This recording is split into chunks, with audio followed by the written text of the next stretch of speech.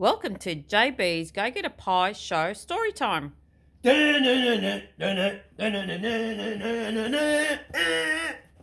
we? Got Cocky, Knock Knock, and Wolfgang. Right? How are we? Like and subscribe and go get a pie. Right? I'm at 695 subscribers. Thank you all. Right? I wish you'd all watch. That way then my count would be more than 100. So I don't know what my subscribers are doing. But anyway, I appreciate you all. Thank you very much. I love it in the comments. Fantastic. Right. So, tonight's story.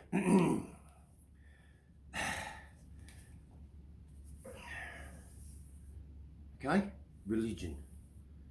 This isn't about religion. It's a funny story. That's all it's about. A funny story. And really, you could even say it's about food allergies. It's regarding pigs. Okay?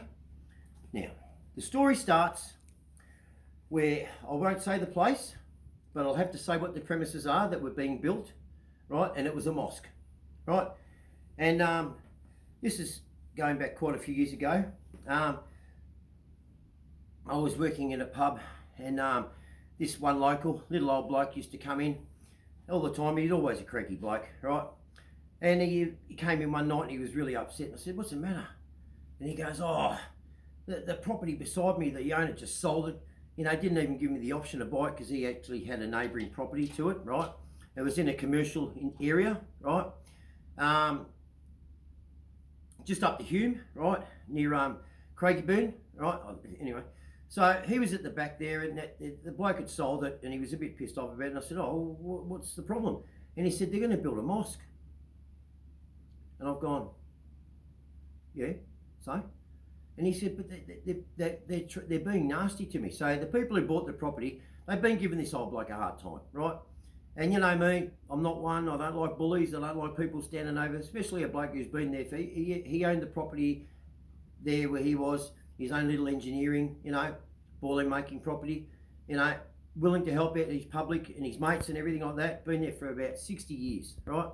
And all of a sudden, you know, you can just imagine, you know, and I'm not being racist when I say this, true and true to the dirt, that's Aussie, you know, as true as you can get. He'd help out anyone, whether you're black, white, Asian, doesn't matter. He wasn't racist, right? But when you start poking the bull and that, and you're demanding it without saying please and thank you, you know, right?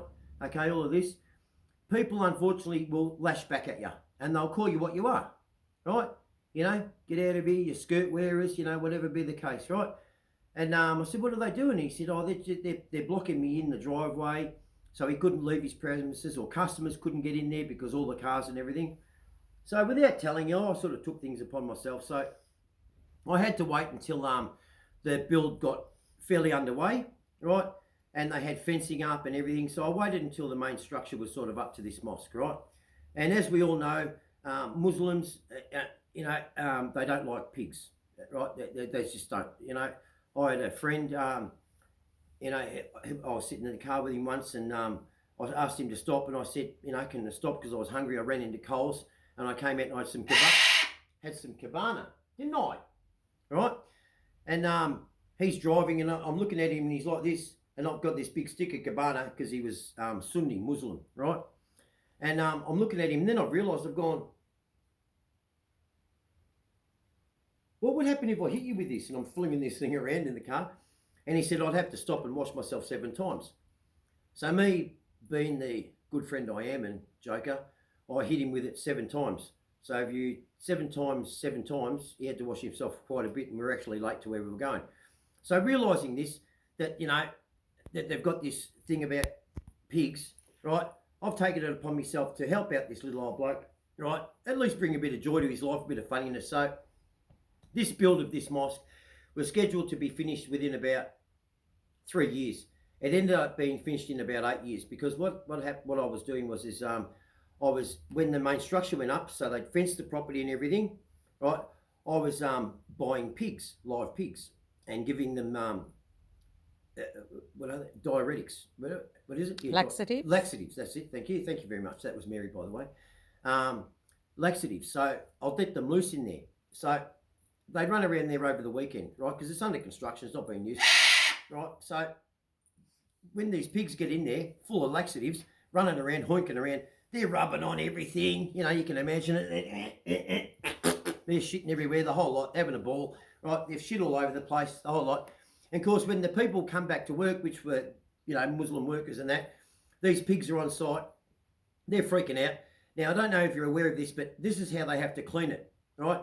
They have to clean it with steam and a cleric as well. So it has to be cleaned with steam, not just water. It has to be high pressure steam, cleaned like with that, and then blessed.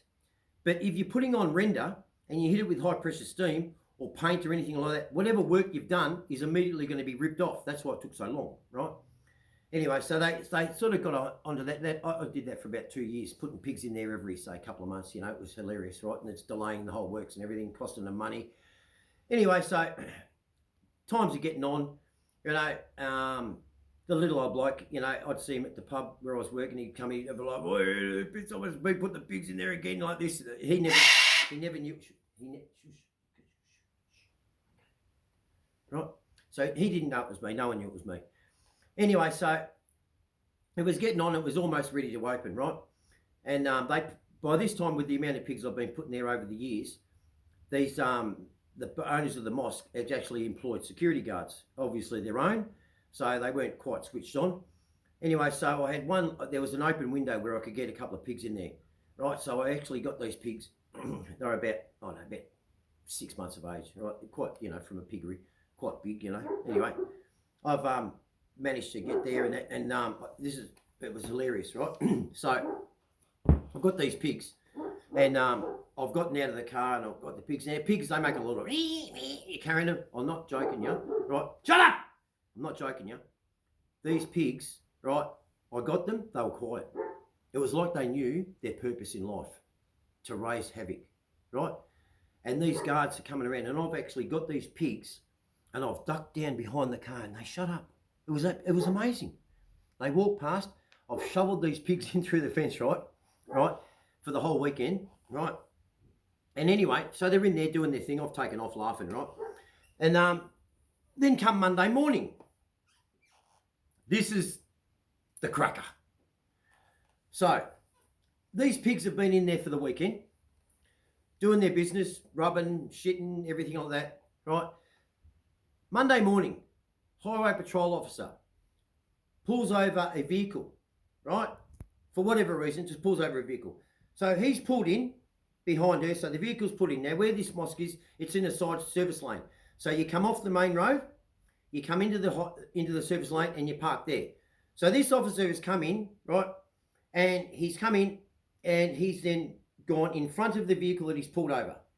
So as he's got out of his vehicle, he's now looking at the mosque, which they've parked in front of, right? And he noticed, and it's all on body camera, it's hilarious, right? As he's approaching the vehicle that he's pulled over, 3 members of the mosque, right, that morning were going to the work site. They've opened up the gate, right? Okay, they've opened up the gate. These 2 pigs have come running out, right? They've come running out. These blokes, right, in their you know, traditional wear, right? They've just blah, bloody blah. They're jumping around. This cop has seen the noise. He's looking at it, right? And he's like, "What the hell?" He's seen the 2 pigs come out of the property. Okay, come out of the property. It's on body camera. Come out of the property, right? One of the pigs takes off down the service lane, right? The other pig, though, it decides it's going to go for the mad dash, and it's going to go across a main road, right? Peak hour traffic, mind you. It started. A couple of cars are swerved, right? And a car hit one of the pigs, which turned into a car accident. Not a serious one. It's a bit of a fender bender.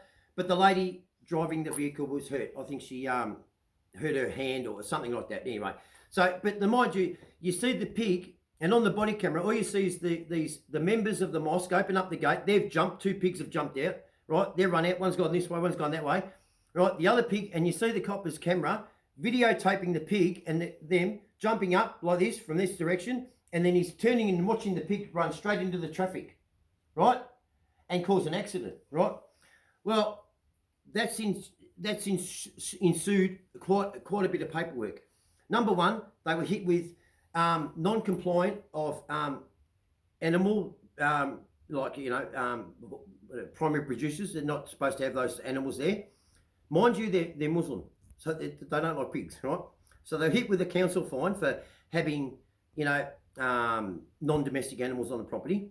Then they were hit by the RSPCA for not having compliant, decent feeders and watering. They were hit with everything. Then they were hit by council for negligent ownership of animals, and getting out, causing damage and injury. Right. In turn, the police had to fine them. The council fined them. Everything. The whole time they're going, no deals, no deals, no deals. Like this, right? This has gone over time, right? So, but it's all on body camera. Anyway, comes the time to go to court because of the traffic incident with the pig getting out. The coppers witnessed the whole lot, and I found out about this, so I just needed to go. So I went to the court, and I'm just sitting there, just very quietly, right? And as I may have said, I dibbled in that side of the world and that side of the world, so my name's sort of known anyway. And words sort of got out, maybe I had something to do with it because I'm a bit of a joker. Anyway, so I'm sitting in the courtroom because I just want to hear the verdict of this, because this lady was suing now them on her injuries, and TOC was involved in everything. So I'm in the courtroom, and you can just imagine this judge. He's sitting there and he's looking at these clerics or these Muslims, and they're just screaming like you wouldn't believe that it's not our pigs, right? They don't like pigs. So it's actually now in paper. They were convicted of not having the correct fencing and taking care of their livestock, which they shouldn't have had. So they did all this, as well as the lady and the TAC successfully sued them for $110,000, right? And it's all in document that these Muslims owned these pigs that got out. It was just hilarious, right? And that's a funny story for you. So don't stop. Can you just stop winding me up, please, honey? Please, right? So like and subscribe. I hope you like the story. See the funny side of it, right? Wasn't a racial thing I did it for. It was more to see about their food allergies. And yes, they don't like pork. They do not like pigs at all. Okay, and it was hilarious. Now, on a more serious note, I've had a few of my don't wind me up, Plany. Okay. All right. I've had a couple of, in the comments, people have come back to me and said, Justin, we like what you're doing with the channel, and thank you for that. But they also like the fact that when sometimes I talk serious. Now, I take breaks from that because I don't want my channel to be seen as morbid all the time. I like to put a bit of flair into it. And here I am, silly. I mean, have a look at me. I'm 52 years of age, right? And I've got the handbelly, right? Bird, knocks in here, right? Wolfgang, right? But on a serious note, people have reached out, and a number of people. I've got a bloke. He was in the Irish Army. He's reached out to me. Simon with the Bobhead Boys, and just numerous other people. I can't remember. I know your names. I've got your comments. I've read your comments. You all know that, right? And they've reached out, and I am. And also, I did an interview with Eamon, Old Not Broke, right? That'll be coming out soon. Sorry if I burst the bubble on that one. But I didn't know what I wanted to do. And what I want to do is I want to help people before they get to the point where I actually did it.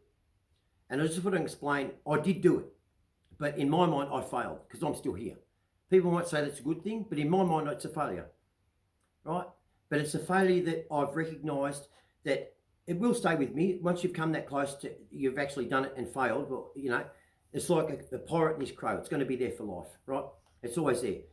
And, I'm at the age, you look at your life, where you've come from, what you've done and everything, and then you look at your age and you go, how can I move on from here? Where do I go from here? How do I start over at this age? And it is hard. It is. And it's exhausting. It's a matter of finding people to employ you, or, for the time, given your age and ailments, things like that. So it's very overwhelming when you've hit a rock bottom place and resources mightn't be there, or they've been depleted, right? And I was talking to someone today, Simon from Bobhead Boys, right? He helps them out. He's a mate of them, and how I've helped him and see things. But I'd just like to say is this: just draw a picture of your life, what you've done, thanks, Cocky, what you've overcome and everything, come here. What you've overcome and everything else like that, right? And then look what you could do and what you can do and what you are doing, right? And then look in between those areas, because making someone else happy, if they're happy to see you, that is enough in itself to continue on. You know, it's not, you're not using that person because they're helping you get out of a hole, right, that you're in. So the more you come out of that hole, the more you're going to shine and the brighter they're going to smile and feel better. The other thing I do want to say is this. People talk about victims of suicide. I'm going to tell you straight to your face right now. The only victims of suicide are the people you've left behind. You're not the victim. You may be the victim of bullying. You may be the victim of being ripped off, but that's not you're not a victim. You've done it to yourself.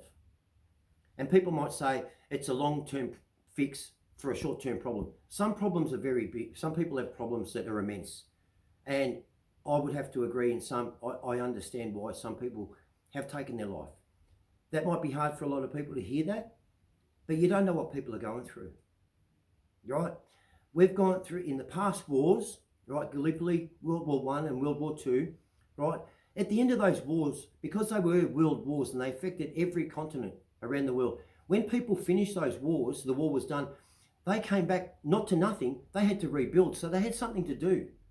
The wars that we've had after that, like Vietnam, the Falklands, we've had the Iraq War and everything, we're sending soldiers to a place where the devastation's there, but when they come back home to their country, there's no devastation, so they've got nothing to do.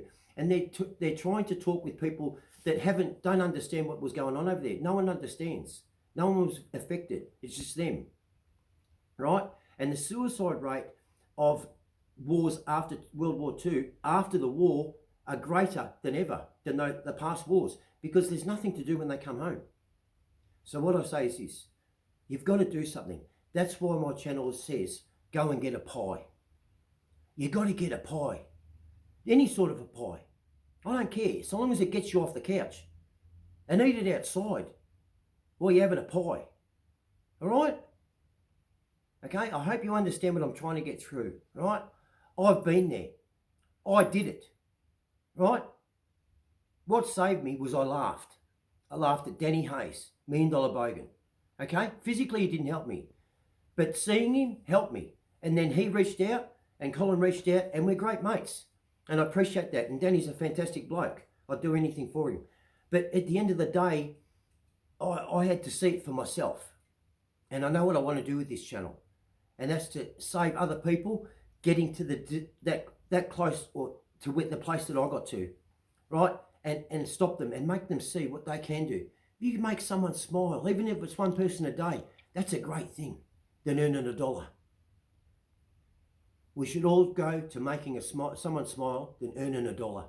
The more smiles out there, there's a lot more happiness. You don't worry about the dollar anymore. So give each other a hug. Hey, Cookie? Okay, take care, right? Like and subscribe. And can you fucking just like and subscribe? Because I want to start getting monetary, all right? So I can help you out and make better documentary and get a better cameraman, all right? Just joking. I love you. Take care, all right? And hamburger, yeah!